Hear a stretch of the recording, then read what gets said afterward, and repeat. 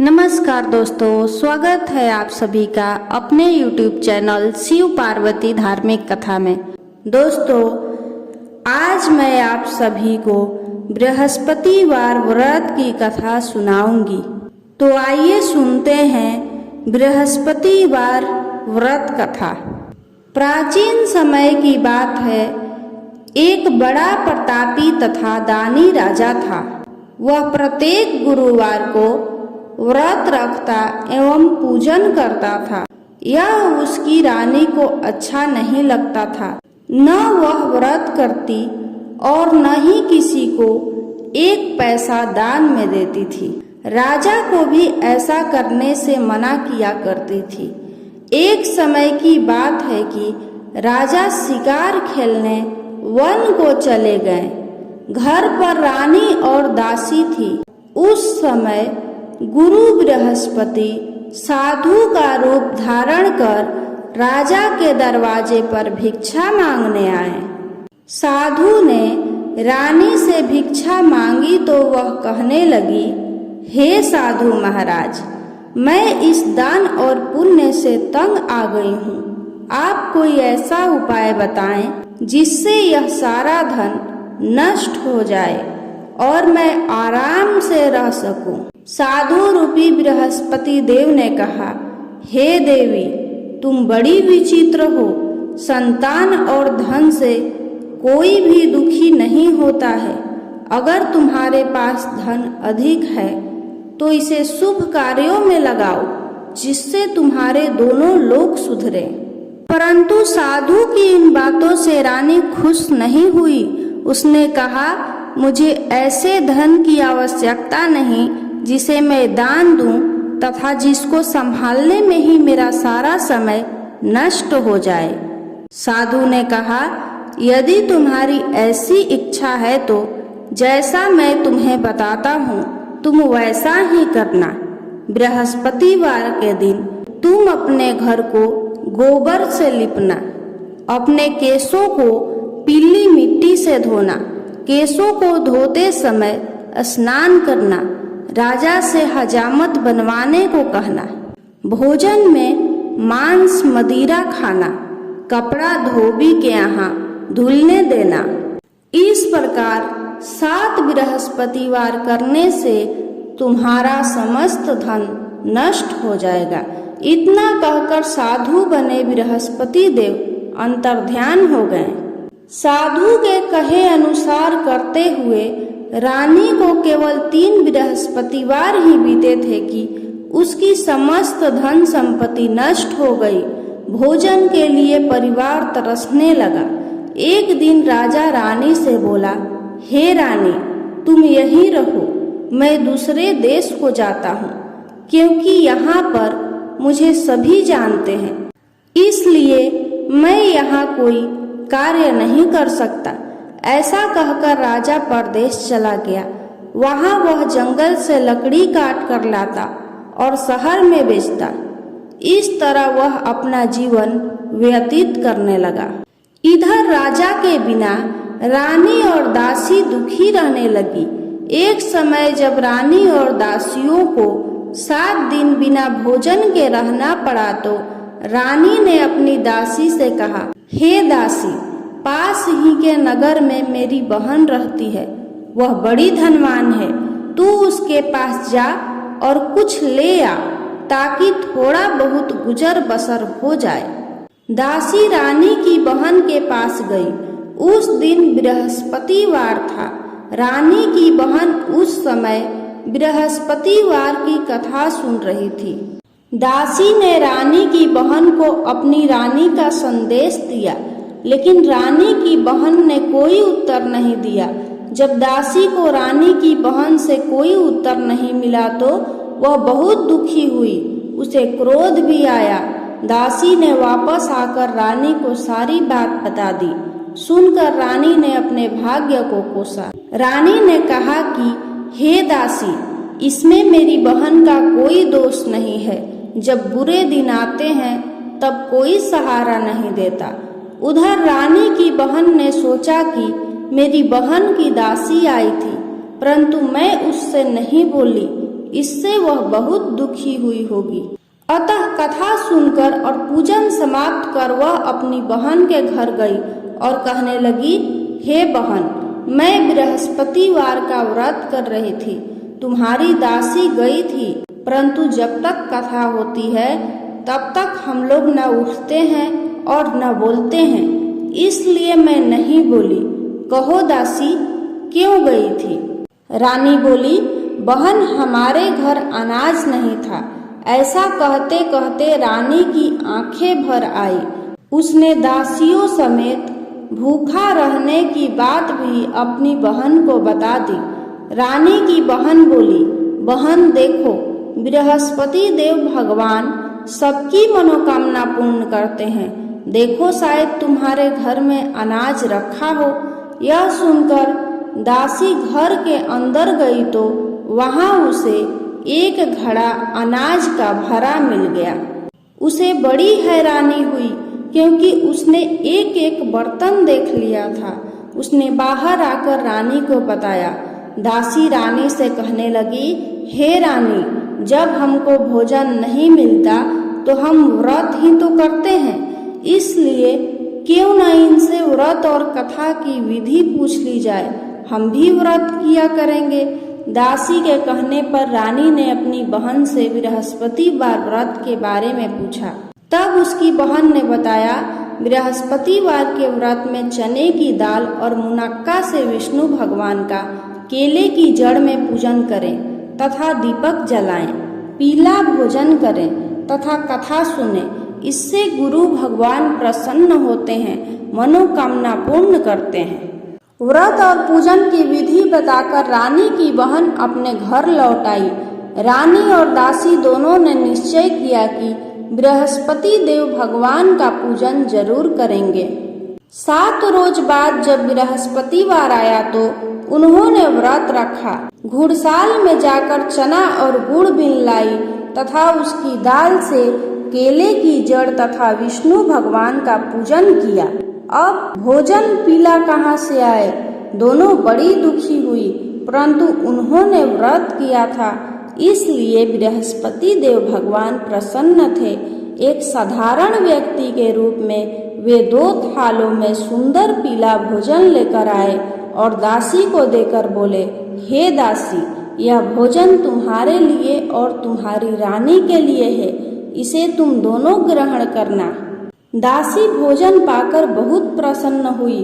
उसने रानी को सारी बात बताई। उसके बाद से वे प्रत्येक बृहस्पतिवार को गुरु भगवान का व्रत और पूजन करने लगी। बृहस्पति भगवान की कृपा से उनके पास पहले से भी अधिक धन हो गया, परंतु रानी फिर पहले की तरह आलस्य करने लगी। तब दासी बोली, देखो रानी, तुम पहले भी इस प्रकार आलस्य करती थी, तुम्हें धन के रखने में कष्ट होता था, इस कारण सभी धन नष्ट हो गया। अब गुरु भगवान की कृपा से धन मिला है तो फिर तुम्हें आलस्य होता है। बड़ी मुसीबतों के बाद हमने यह धन पाया है, इसलिए हमें दान पुण्य करना चाहिए। अब तुम भूखे मनुष्यों को भोजन कराओ, प्याऊ लगवाओ, ब्राह्मणों को दान दो, कुआं, तालाब, बावड़ी आदि का निर्माण कराओ, मंदिर पाठशाला बनवाकर दान दो। दासी की बात मानकर रानी ने शुभ कार्य करना शुरू किया।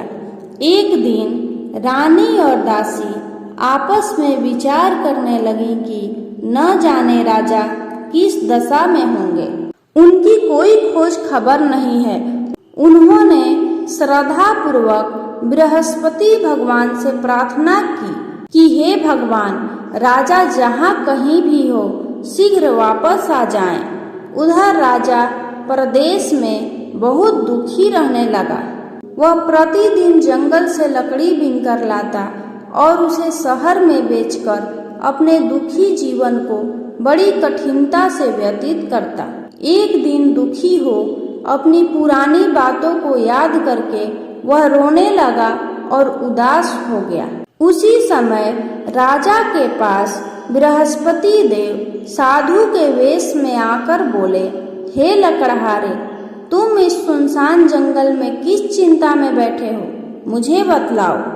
यह सुन राजा के नेत्रों में जल भर आया। साधु की वंदना कर राजा ने अपनी संपूर्ण कहानी सुना दी। महात्मा दयालु होते हैं। वे राजा से बोले, हे राजा, तुम्हारी पत्नी ने बृहस्पति देव के प्रति अपराध किया था, जिसके कारण तुम्हारी यह दशा हुई। अब तुम चिंता मत करो, भगवान तुम्हें पहले से अधिक धन देंगे। देखो, तुम्हारी पत्नी ने बृहस्पतिवार का व्रत प्रारंभ कर दिया है। अब तुम भी बृहस्पतिवार का व्रत करके चने की दाल व गुड़ जल के लोटे में डालकर केले का पूजन करो, फिर कथा कहो या सुनो। भगवान तुम्हारी सब कामनाओं को पूर्ण करेंगे। साधु की बात सुनकर राजा बोला, हे प्रभु, लकड़ी बेचकर तो इतना पैसा भी नहीं बचता जिससे भोजन करने के उपरांत कुछ बचा सकूं।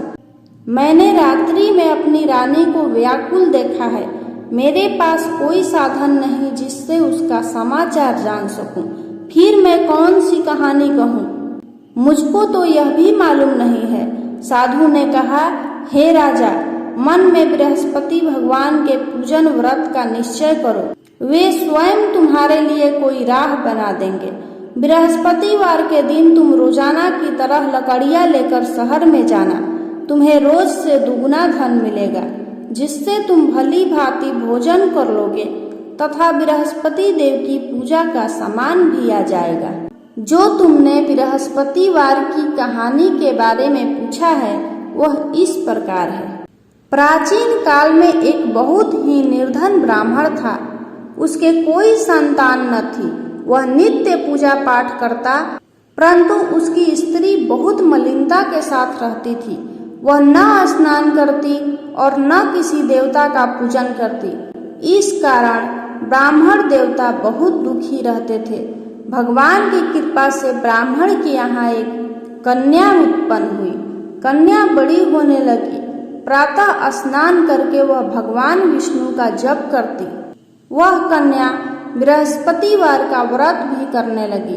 पूजा पाठ समाप्त कर पाठशाला जाती तो अपनी मुट्ठी में जौ भर के ले जाती और पाठशाला के मार्ग में डालती जाती। लौटते समय वही जौ स्वर्ण के हो जाते तो उनको बीन कर घर ले आती। एक दिन वह बालिका सूप में उन सोने के जौ को फटक कर साफ कर रही थी कि तभी उसकी माँ ने देख लिया और कहा कि हे बेटी, सोने के जौ को फटकने के लिए सोने का सूप भी तो होना चाहिए। दूसरे दिन गुरुवार था। कन्या ने व्रत रखा और बृहस्पति देव से सोने का सूप देने की प्रार्थना की। बृहस्पति देव ने उसकी प्रार्थना स्वीकार कर ली।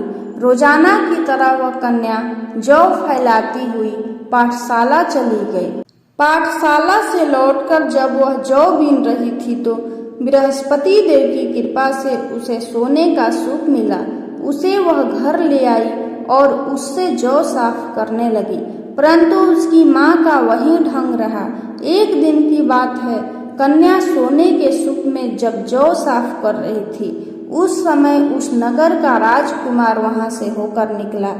कन्या के रूप और सोने के सूप को देखकर वह उस पर मोहित हो गया। राजमहल आकर वह भोजन तथा जल त्याग कर उदास होकर लेट गया। राजा को जब राजकुमार द्वारा अन्न जल त्यागने का समाचार ज्ञात हुआ तो अपने मंत्रियों के साथ वह अपने पुत्र के पास गए और कारण पूछा। राजकुमार ने राजा को उस लड़की के घर का पता भी बता दिया। मंत्री उस लड़की के घर गया। मंत्री ने ब्राह्मण के समक्ष राजा की ओर से निवेदन किया। कुछ ही दिन बाद ब्राह्मण की कन्या का विवाह राजकुमार के साथ संपन्न हो गया। कन्या के घर से जाते ही ब्राह्मण के घर में पहले की भांति गरीबी का निवास हो गया। एक दिन दुखी होकर ब्राह्मण अपनी पुत्री से मिलने गया। बेटी ने पिता की अवस्था को देखा और अपनी माँ का हाल पूछा तो ब्राह्मण ने सभी हाल कह सुनाया। कन्या ने बहुत सा धन देकर अपने पिता को विदा कर दिया, लेकिन कुछ दिन बाद फिर वही हाल हो गया। ब्राह्मण फिर अपनी कन्या के यहाँ गया और सभी हाल कहा तो पुत्री बोली, हे पिताजी, आप माता जी को यहाँ लिवा लाओ, मैं उन्हें वह विधि बता दूंगी जिससे गरीबी दूर हो जाए। ब्राह्मण देवता अपनी स्त्री को साथ लेकर अपनी पुत्री के पास राजमहल पहुँचे तो पुत्री अपनी माँ को समझाने लगी, हे माँ, तुम प्रातः काल उठकर स्नान आदि करके भगवान विष्णु का पूजन करो तो सब दरिद्रता दूर हो जाएगी। परंतु उसकी माँ ने उसकी एक भी बात नहीं मानी। वह प्रातः काल उठकर अपनी पुत्री की बची जूठन को खा लेती थी। एक दिन उसकी पुत्री को बहुत गुस्सा आया। उसने अपनी माँ को एक कोठरी में बंद कर दिया। प्रातः उसे स्नान आदि करा के पूजा पाठ करवाया तो उसकी माँ की बुद्धि ठीक हो गई। इसके बाद वह नियम से पूजा पाठ करने लगी और प्रत्येक बृहस्पतिवार को व्रत करने लगी। इस व्रत के प्रभाव से मृत्यु के बाद वह स्वर्ग को गई। वह ब्राह्मण भी सुख पूर्वक इस लोक का सुख भोग कर स्वर्ग को प्राप्त हुआ। इस तरह कहानी कहकर साधु बने देवता वहां से लोप हो गए। धीरे धीरे समय व्यतीत होने पर फिर बृहस्पतिवार का दिन आया। राजा जंगल से लकड़ी काटकर शहर में बेचने गया। उसे उस दिन और दिनों से अधिक धन मिला। राजा ने चना गुड़ आदि लाकर बृहस्पतिवार का व्रत किया। उस दिन से उसके सभी क्लेश दूर हुए। परंतु जब अगला गुरुवार का दिन आया तो वह बृहस्पतिवार का व्रत करना भूल गया। इस कारण बृहस्पति भगवान नाराज हो गए। उस दिन उस नगर के राजा ने विशाल यज्ञ का आयोजन किया था तथा अपने समस्त राज्य में घोषणा करवा दी कि सभी मेरे यहाँ भोजन करने आवे, किसी के घर चूल्हा न जले।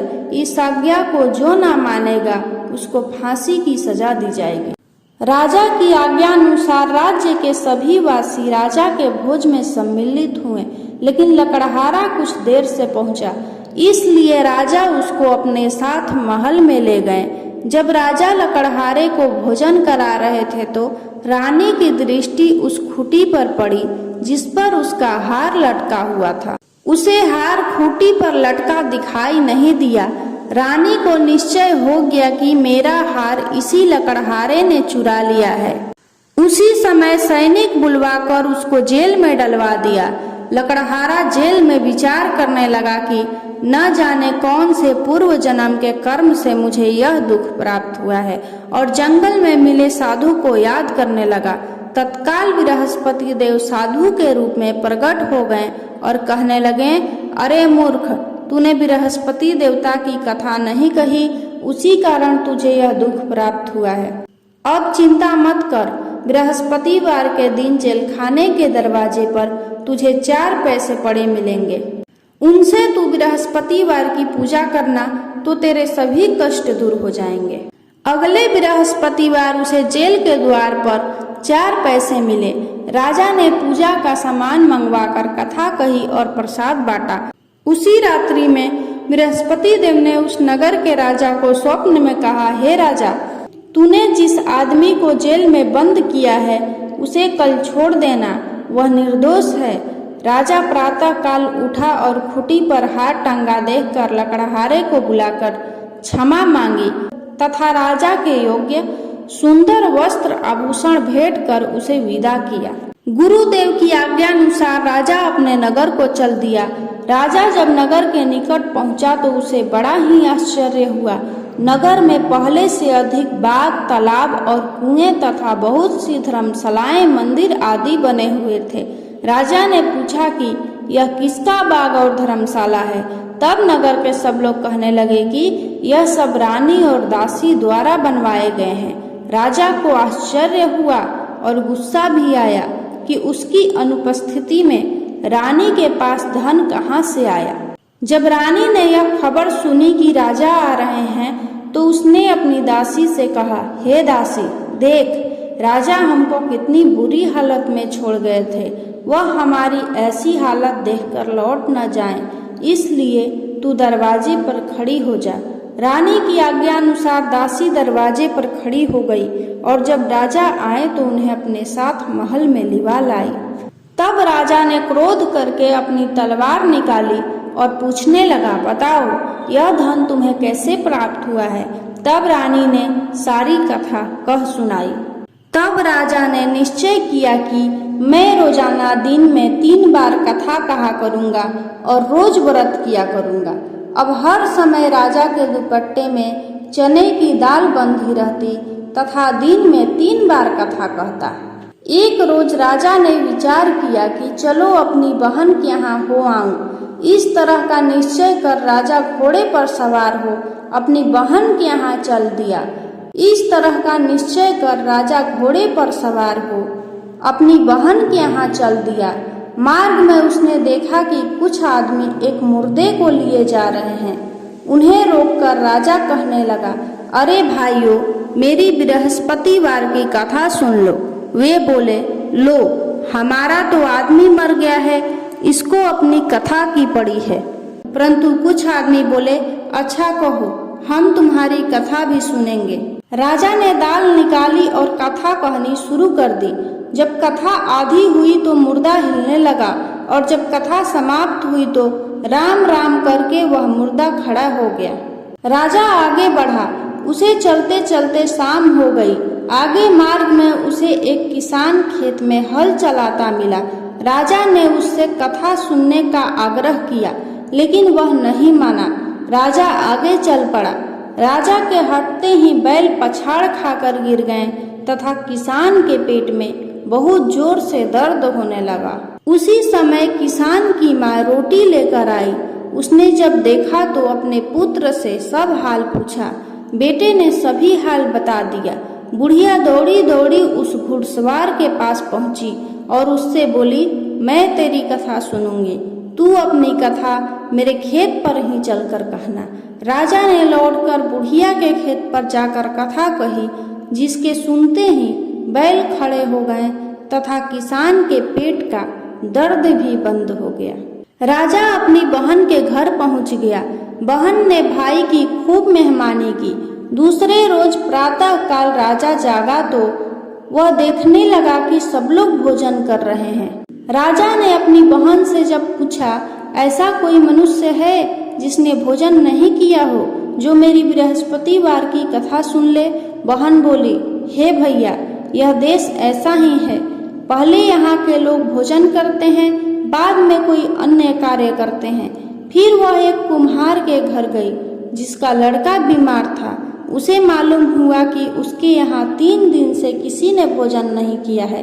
रानी ने अपने भाई की कथा सुनने के लिए कुम्हार से कहा। वह तैयार हो गया। तब राजा ने जाकर बृहस्पतिवार की कथा कही, जिसको सुनकर उसका लड़का ठीक हो गया। अब तो राजा की प्रशंसा होने लगी। एक दिन राजा ने अपनी बहन से कहा, हे बहन, मैं अब अपने घर जाऊंगा, तुम भी तैयार हो जाओ।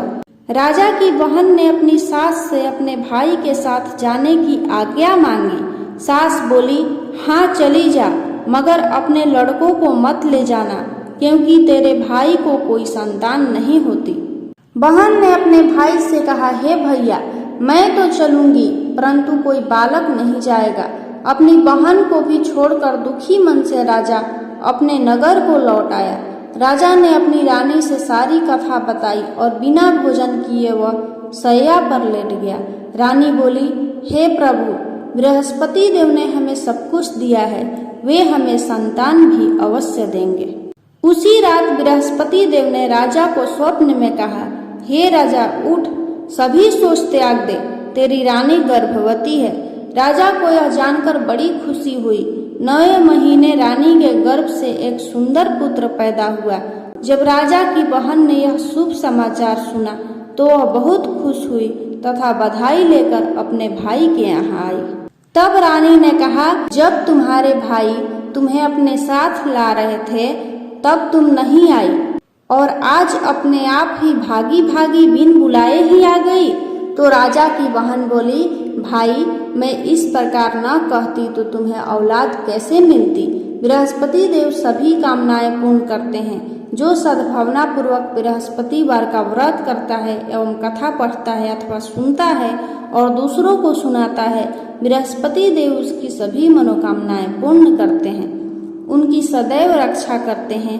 जो संसार में सद्भावना से गुरुदेव का पूजन एवं व्रत सच्चे हृदय से करते हैं, उनकी सभी मनोकामनाएं वैसे ही पूर्ण होती हैं जैसी सच्ची भावना से रानी और राजा ने बृहस्पति देव की कथा का गुणगान किया तो उनकी सभी इच्छाएं बृहस्पति देव ने पूर्ण की। बोलिए श्री बृहस्पति भगवान की जय।